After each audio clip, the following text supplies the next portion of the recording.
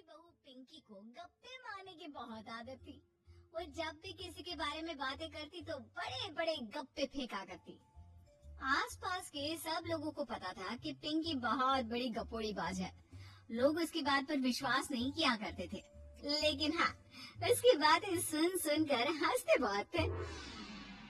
अरे बहू, पड़ोस वाली शर्मा जी है ना, उनकी बेटी का जन्मदिन है, तुम भी चली जाना। ठीक है मम्मी जी, ये तो बता दो गिफ्ट में लेकर क्या जाना है? अरे लेकर क्या जाना है, 250 का लिफाफा दे देना, बस काफी है। अरे मम्मी जी, अच्छा लगेगा क्या? पड़ोसी है हमारे, हमें कुछ बड़ा लेकर जाना चाहिए। अरे बहू, इतना काफी है। जानती हैं आप, मेरे मायके में जब पड़ोस में किसी की बर्थडे होती थी ना, तो मम्मी कुछ ना कुछ गोल्ड का ही देकर भेजती थी। पड़ोसी के बर्थडे में सोना? कैसी बातें करती हो। और नहीं तो क्या, आपकी तरह थोड़ी ना लिफाफा पकड़ा दिया। पिंकी शर्मा जी की बेटी के जन्मदिन में चली जाती है। अरे आज तो बड़ी सुंदर लग रही हो साड़ी में। जी मैं तो लहंगा पहनकर आने वाली थी, मम्मी जी नहीं मानी।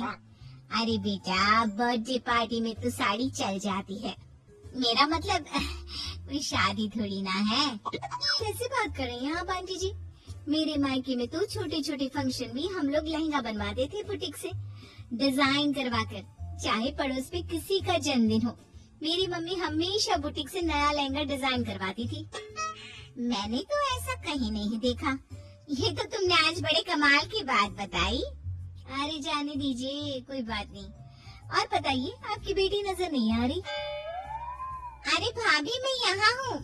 ये देखिए मेरा ड्रेस कैसा लग रहा है? ठीक ही है, मतलब बच्ची के हिसाब से थोड़ा हल्का है ना। अरे भाभी, इतना सुंदर गाउन पहना है मैंने। मैं ना शादी से पहले अपने बर्थडे पर हमेशा जरी वाला लहंगा पहना करती थी। यही मैं तुम्हारी मम्मी को भी बता रही थी। इसके बाद केक काटने का प्रोग्राम शुरू होता है। सब लोग इकट्ठे हो जाते हैं। शर्मा जी की बेटी का केक देखकर पिंकी से रहा नहीं जाता। उसके अंदर का कपोड़ी बाज बाहर निकल कर आ जाता है। अरे इतना छोटा सा केक! अरे बेटा, मेहमानों के हिसाब से ही है, जितने लोग इतना बड़ा केक। आंटी जी, कम से कम 4 या 5 मंजिल वाला केक तो बनाना चाहिए था। आपकी बेटी का बर्थडे रोज रोज थोड़ी ना आता है। मेरे बर्थडे पर हमेशा पापा 4 केक बनवाते थे।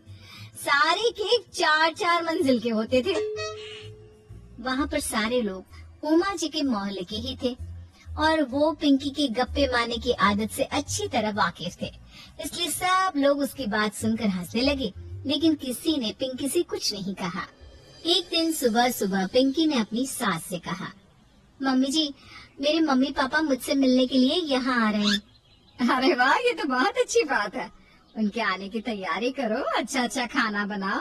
वैसे कब तक आएंगे? मम्मी जी फ्लाइट से आ रहे हैं, कल शाम को 4 बजे की फ्लाइट है। फ्लाइट? लेकिन बेटा तेरा मायका तो यहाँ से 2 घंटे की दूरी पर है। तेरे मम्मी पापा फ्लाइट से कब से आने लगे? अरे मम्मी जी, आपको पता नहीं है, मेरे मम्मी पापा ना आधे घंटे की दूरी के लिए भी फ्लाइट का टिकट बुक करवाती है। अरे गप्पे थोड़े कम मारा करो बहू, कोई फ्लाइट से तब आएगा ना जब यहाँ पर एयरपोर्ट होगा। तुम्हारी मम्मी क्या उड़कर आएगी घर में? अरे हाँ मम्मी जी, मैं तो भूल ही गई थी। वो कहना मेरे मम्मी पापा हमेशा फ्लाइट से ही ट्रैवल करते हैं, तो मेरे दिमाग से ही निकल गया था। अगले दिन पिंकी के मम्मी और पापा पिंकी से मिलने के लिए उसके घर आते हैं। आइए आइए जी, आपका बहुत बहुत स्वागत है। और समदन जी, हमारी बेटे की कोई शिकायत तो नहीं ना? ठीक से संभाल लिया है ना आपका घर?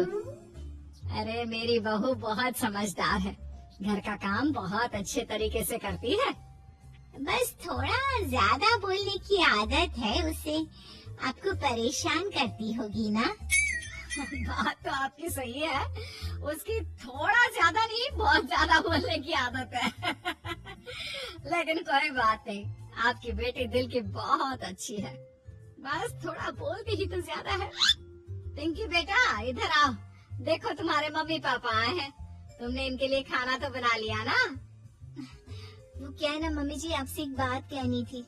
हाँ हाँ बोलो बहू, क्या बात है? डरने की कोई जरूरत नहीं। वो मम्मी जी, मैंने सोचा मम्मी पापा आए हैं तो खाना बाहर से मंगवा लेती हूँ। अरे कोई बात नहीं बेटा, वैसे भी तुम किचन में काम करने लग जाती तो अपने मम्मी पापा से बात कब करती। बहुत अच्छा किया। अब तुम अपने मम्मी पापा के साथ बैठकर आराम से बात करो, मैं अंदर जाती हूँ। शाम का वक्त जैसे ही दरवाजे की घंटी बजी, 3-4 लोग हाथों में खाने के बहुत सारे पैकेट लेकर उमा जी के घर पहुँच गए। अरे भाई, कौन है आप लोग? लगता है गलत पते पर आ गए। नहीं बाजी, हम तो खाने का ऑर्डर डिलीवर करने आए हैं, यहीं से बुकिंग मिली थी।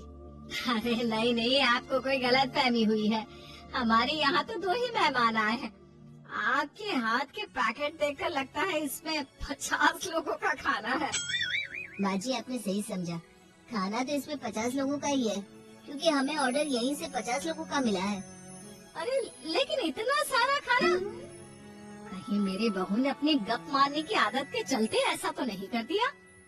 ये खाना आप रख लीजिए और हमें हमारे पैसे दे दीजिए। अच्छा, वैसे कितने का बिल बना है? ज्यादा नहीं, बस 10,000 दे दीजिए। उन लोगों की बात सुनकर उमा जी पिंकी को आवाज देकर वहाँ बुलाती है। जैसे ही पिंकी वहाँ आती है, खुश होते हुए उन लोगों को वहाँ पर खाना रखने के लिए कहती है। अरे इतना सारा खाना क्यों मंगवाया बहू? अरे मम्मी जी, मैंने आपको बताया तो था, मम्मी पापा आए हैं तो मैं खाना बाहर से मंगवा रही हूँ। ये बात सही है बेटा, लेकिन 2 लोगों के लिए 50 लोगों का खाना? अरे मम्मी जी, कुछ कम पड़ जाए तो अच्छा थोड़ी ना लगता है, और मेरे मायके में तो ऐसा ही होता है, एक्स्ट्रा खाना मंगवाते हैं हम लोग। तभी पिंकी के मम्मी और पापा वहाँ पर आते हैं। अरे बेटा, एक्स्ट्रा खाना मंगवाने का मतलब ये थोड़ी ना होता है कि 2 लोगों के खाने के लिए 50 लोगों का खाना मंगवा लो। और बेटा, तुम्हारी गप मारने की आदत के चलते 10,000 का बिल आया है। तुम्हें नहीं लगता ये गलत है? देखो बहू, बढ़ा चढ़ाकर बातें करना अपनी जगह, लेकिन इतनी बड़ी बड़ी फेंकना भी गलत है ना। पहली बात तो इतने सारे पैसे लगे, और दूसरी बात खाना वेस्ट होगा। आप लोग ठीक कहते हैं, मैं आज के बाद अपनी इस आदत को कंट्रोल करने की कोशिश करूंगी और अब से गप थोड़ी कम मारा करूंगी। पिंकी की बात सुनकर सब लोग हंसने लगे।